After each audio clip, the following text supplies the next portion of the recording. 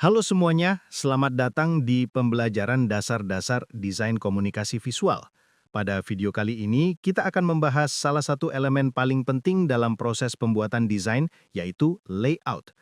Layout bukan hanya tentang menata elemen visual, tetapi bagaimana kita mengatur alur pandang agar pesan dapat tersampaikan dengan jelas dan menarik.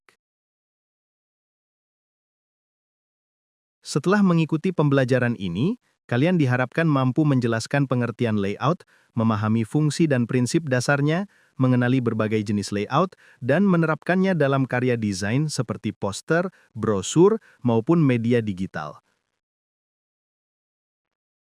Layout adalah tata letak elemen visual seperti teks, gambar, warna, dan ruang kosong di dalam bidang desain. Tujuan utama layout adalah mengatur keseimbangan dan komposisi visual agar desain mudah dibaca, enak dilihat, dan komunikatif.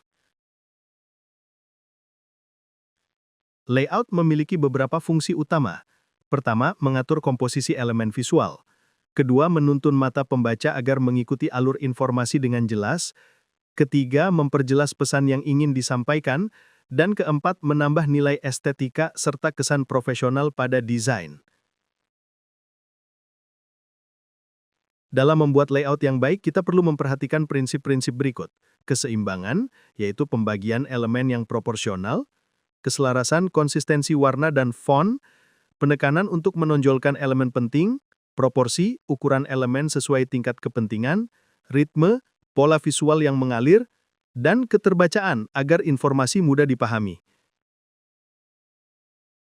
Sebuah layout umumnya terdiri dari judul atau headline untuk menarik perhatian, subjudul dan isi teks untuk menjelaskan pesan, gambar atau ilustrasi sebagai pendukung visual, logo atau identitas brand, dan ruang kosong atau white space untuk memberi keseimbangan visual.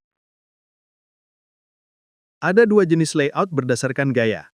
Pertama, layout formal, yang simetris, teratur, dan menggunakan grid system. Biasanya digunakan untuk majalah, laporan, atau brosur. Kedua, layout informal, yang lebih bebas, asimetris, dan kreatif. Biasanya digunakan untuk poster, iklan, dan media anak muda. Layout juga dibedakan berdasarkan medianya. Untuk media cetak seperti buku, koran, dan brosur, layout harus memperhatikan keseimbangan antara teks dan gambar. Untuk media digital seperti website dan aplikasi, layout perlu responsif dan mudah dinavigasi. Sementara layout presentasi seperti infografis dan slide harus menonjolkan alur informasi yang jelas dan ringkas.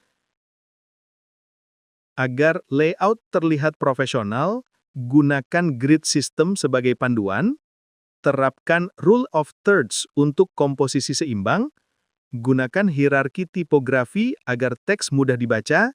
Jangan lupa manfaatkan white space agar desain tidak terlalu padat. Dan perhatikan arah baca dari kiri ke kanan dan dari atas ke bawah.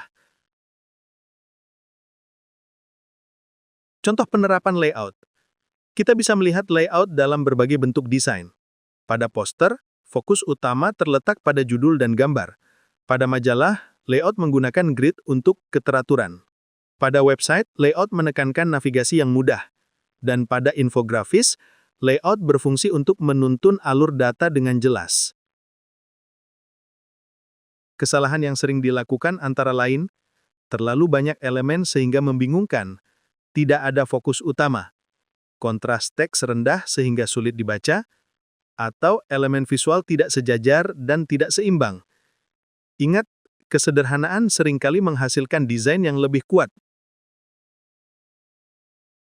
Dari pembelajaran ini, kita dapat simpulkan bahwa layout adalah dasar utama dalam desain visual. Layout mengatur hubungan antara elemen agar pesan tersampaikan dengan efektif, menarik, dan mudah dipahami. Dengan menerapkan prinsip keseimbangan, keselarasan, dan keterbacaan, karya desain kalian akan terlihat lebih profesional. Itulah pembelajaran kita tentang layout dalam proses pembuatan desain. Ingat, layout adalah fondasi dari komunikasi visual yang efektif. Desain yang baik bukan hanya indah, tapi juga mampu mengarahkan pandangan dan menyampaikan pesan dengan tepat. Teruslah berlatih, dan jadilah desainer yang mampu berpikir visual secara terstruktur. Sampai jumpa di pembelajaran berikutnya.